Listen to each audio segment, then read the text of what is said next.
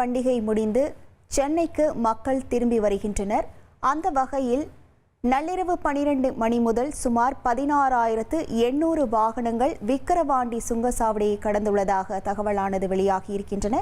இது தொடர்பான முழு விவரங்களோடு இணைகிறார் நமது செய்தியாளர் கோபிநாத். வணக்கம் கோபிநாத், இது தொடர்பான முழு விவரங்கள். நேற்று தமிழகத்தில் இந்த தீபாவளி பண்டிகை வெகு விமர்சையாக மக்கள் புத்தாடை உடுத்தி பட்டாசு எடுத்து ரொம்ப மகிழ்ச்சியோட கொண்டாடி முடிச்சிருக்காங்க. கடந்த 3 நாட்களாக தொடர்ந்து விடுமுறை.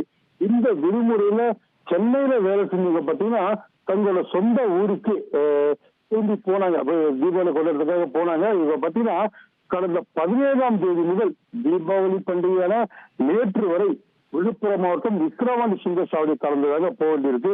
இதுல பாத்தீங்கன்னா மொத்தம் 1,50,946 வாகனங்கள்ல லட்சக்கணக்கான பொதுமக்கள் இந்த விக்கிரவாண்டி சுங்கச்சாவடி கலந்துதான் போயிருக்காங்க. தென் மாவட்டங்கள் இணைக்கக்கூடிய இந்த விழுப்புரம் மாவட்டம் வழியே தேசிய நெடுஞ்சாலையில போன இருந்த தற்போது மீண்டும் சென்னைக்கு நாளைக்கு எல்லாரும் பணிக்கு போனோம். இன்னைக்கு அரசு விடுமுறை அறிவிச்சுனாங்க. நாளை காலை எல்லாரும் திரும்பி வேலைக்கு போனோம்.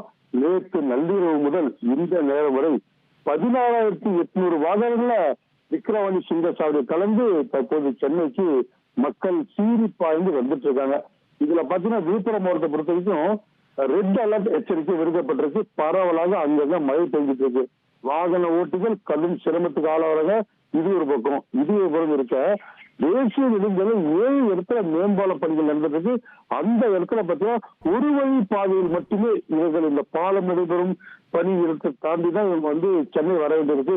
இந்த பகுதியில் போக்குவரத்து நெரிசல் அதிகம் ஏற்பட வாய்ப்பு இருக்கு. இவை அனைத்திற்கும் காவல்துறை தயாரா இருக்காங்க. எந்தவித போக்குவரத்து பாதிப்பும் இல்லாமல் அவங்க மீண்டும் சென்னைக்கு சேரணும். இதற்கு மாவட்ட காவல்துறை தயாரா இருக்காங்க. இந்த நேரம் வரை சுமார் 17,000 வாகனங்கள்ல மக்கள் சென்னை நோக்கி படையெடுத்து வந்துட்டு இருக்க தகவல் தான் தற்போது தகவலை பார்த்துட்டு இருக்கோம்.